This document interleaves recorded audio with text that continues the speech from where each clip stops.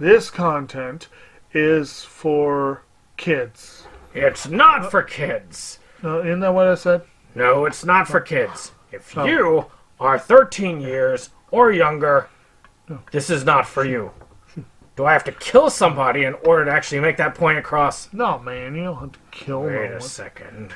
Oh, no. We return to our planet. The High Court may well sentence you to torture. He likes movies. We like movies. SeptumSin versus the world. SeptumSin versus the world. SeptumSin versus the world. SeptumSin versus the world. I'd buy that for $1. Greetings, you're watching SeptumSin versus the world. I am SeptumSin. And I'm here to show you what I got. Show me what you got. I want to see what you got. Oh boy. So I got a nice little pile. We're into the M's now. M is for mostly halfway. Not quite. Once we are thoroughly into L, we'll be in the halfway point. That'll be a nice feeling, really, because I have something totally different now. I've got to figure it out, and that's a difficult part. I'm actually needing to remember to film a couple more things for my little progress video on the collection, where we are in the stacks and all that fun stuff, which I'll probably do after this video.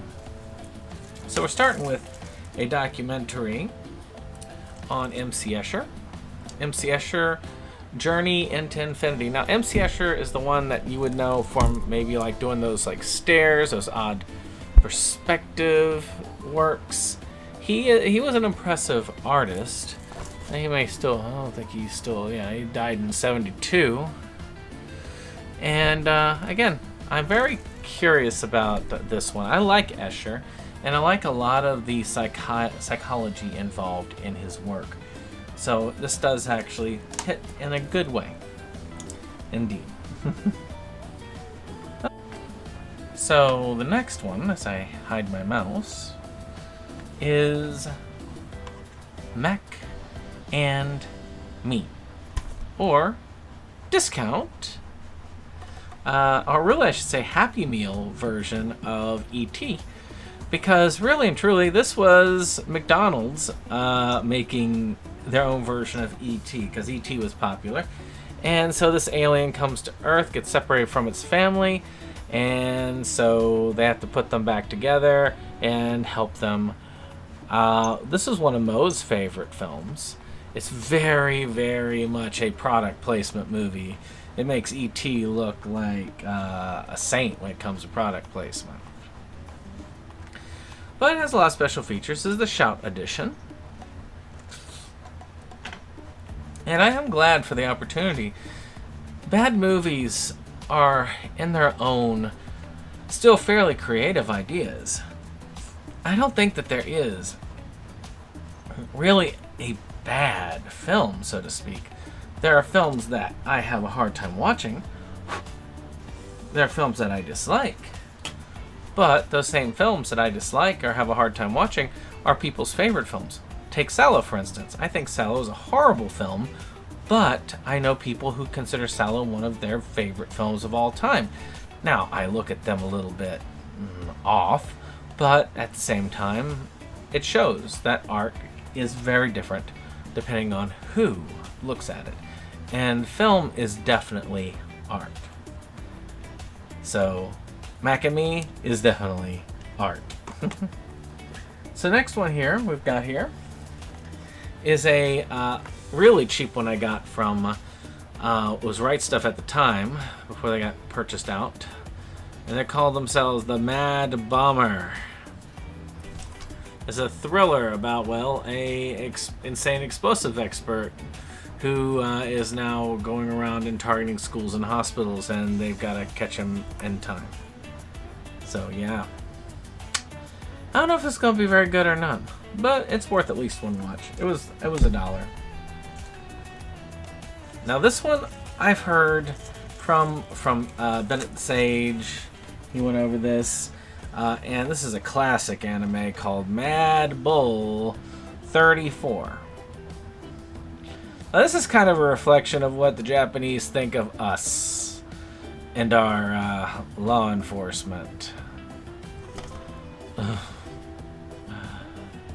It's something from what I've heard. I have to see it eventually. It's from what I've heard, it's over the top and hilarious. There was a You're Under Arrest that did, I think it was No Mercy or something like that, and they were in the United States and doing this, and they had versions of themselves in the United States. And instead of using her shotgun with the beanbags, the character actually used a real shotgun to shoot down somebody in a car chase.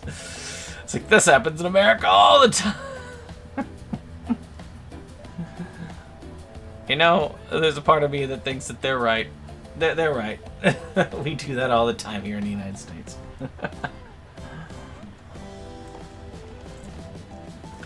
So this next one is supposedly a classic. It's a Rankin Bass classic called Mad Monster Party. I have never seen it, but I do like Rankin Bass stuff. And I do want to see it. This is one I probably need to break out next Halloween and just check it out. This is an Umbrella edition.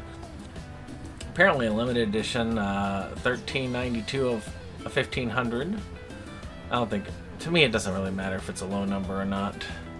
Doesn't have the actual, what do they call it?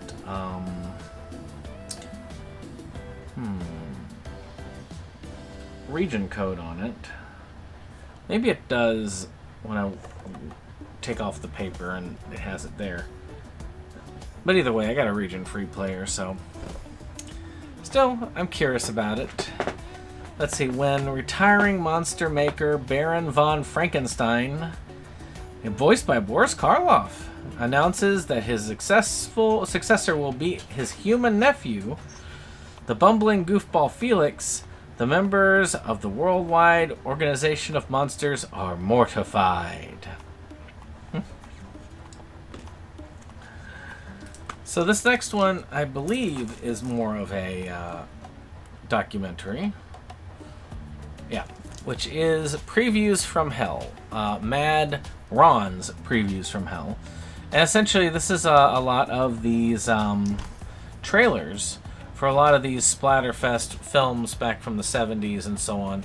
And a lot of these films are lost because a lot of them were done on very cheap film stock. They did not carefully handle them, so many of these films are lost to time. And it's just kind of cool to see the trailers of what things were like.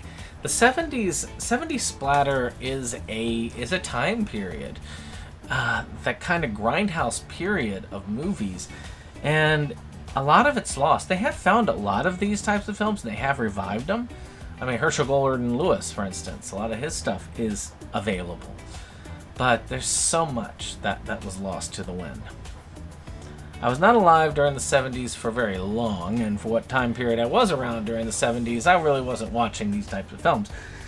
I can say that I would love to have known how that experience was, how it is to go to the theater on a regular basis and just see these kind of like slasher things. So we're back into the Marvel, but the Sony Marvel verse with Madam Web. I don't know. Dakota Johnson, her performance was a bit better than it was in the other movie she was in. Which I don't know, she'll always be remembered, unfortunately, for 50 Shades of Grey. But she plays this person who gains these weird special powers. It doesn't really look like it has any relationship to the character in the comics whatsoever. But I'm not very familiar with the character in the comics, so they could say almost anything, and I'm like, alright, I guess so. But I'm just so pessimistic by it that they could say almost anything, and that's probably not related to the comics. But it did not do well. And I can tell why. So, it was interesting. It wasn't terrible, but other than watchable, there are better ones. And now that I've seen all the rest of the Sony ones, I finally watched Venom 3, which was pretty good. All the Venom ones are good. They definitely don't give a shit about the comics format either. And Craven, which they also didn't care about the comics either, but was not a good movie, so it's all about what you make of it. So this next one is Made in Abyss, the Golden City of the Scorching Sun. Now, some of this was already chronicled in the third Made in Abyss movie, but it's kind of cool to see it as it is and as it plays out. Made in Abyss is one of those that's kind of a little bit leery to watch because they look, I mean, these characters look, I mean, they're young, don't get it wrong, but they look like they're like 6.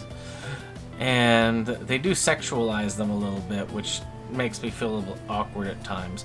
But the premise and the story itself are pretty good overall. They are pretty well done.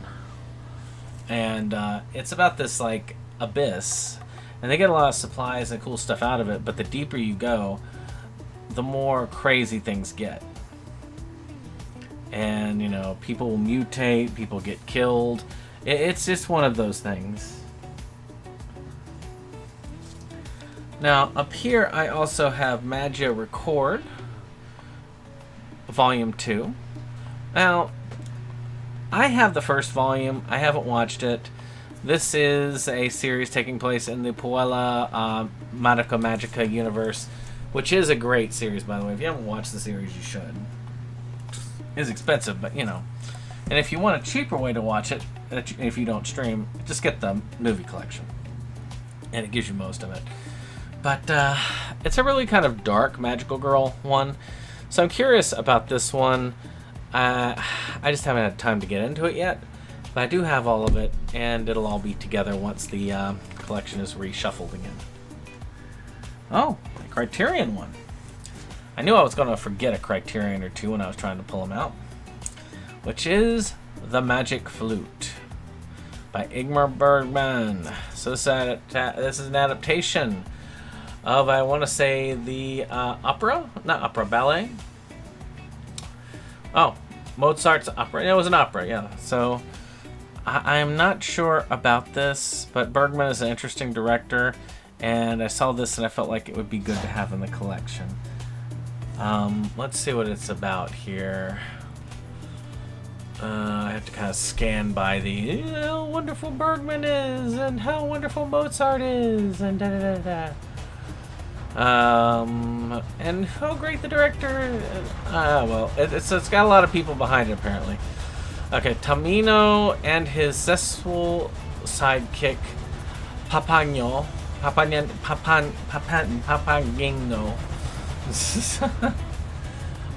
who are sent on a mission to save a beautiful princess from the clutches of evil, a celebration of love, forgiveness, and that exhibits profound appreciation for the artifice and spectacle of the theater. Indeed.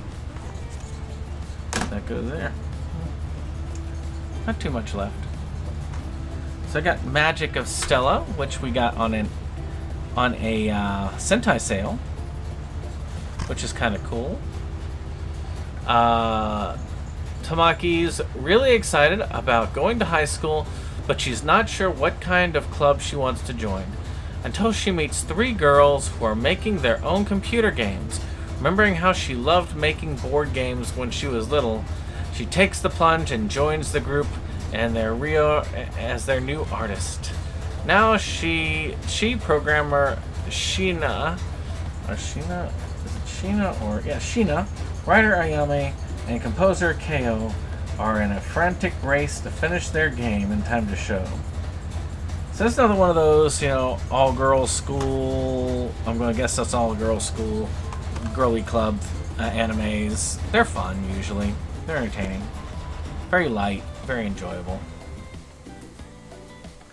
So this one here was on Mystery Science Theater, which is Magic Sword. This has Estelle Winwood, Gary Lockwood, Anne Helm, and Basil Rathbone, which is actually a fun cast. And it's about this guy. He basically gets this magic sword by a witch, and he has to actually go and save a princess. It's a pretty standard thing. Kino re-released this, remastered it, and I did kind of like it. And I like Estelle Winwood. And of course, Crow even had a song about her in Mystery Science Theater. It's like, she's cute, just fruity toot toot. But it was fun. If you have a chance, you check it out. Definitely. If anything, on Mystery Science Theater. So we also have Magical Girl Ore, which is a very interesting one. It's a gender bender anime. Saki Ono is working hard as a part of the new idol unit, Magical Twin. The one she admires most is Mohiro Mikage, who's the older brother of her idol unit partner, Sakuyo, and he's also a member of the type idol unit Star Prince.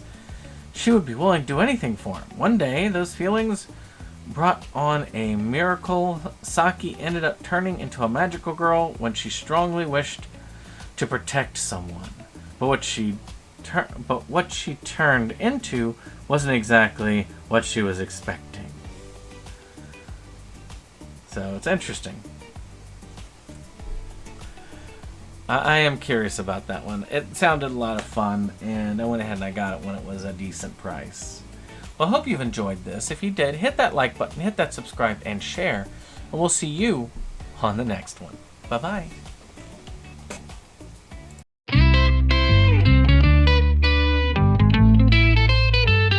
SeptumSin versus the world. It's that place for all the boys and girls. You'll feel real safe, you'll feel real warm. It's a cozy place to ride out the storm. SeptumSin.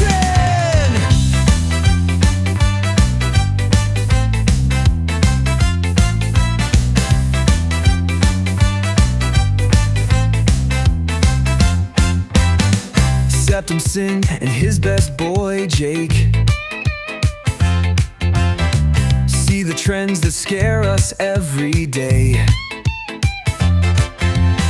Physical media is going to the side. Doctor streaming will rule the world in time.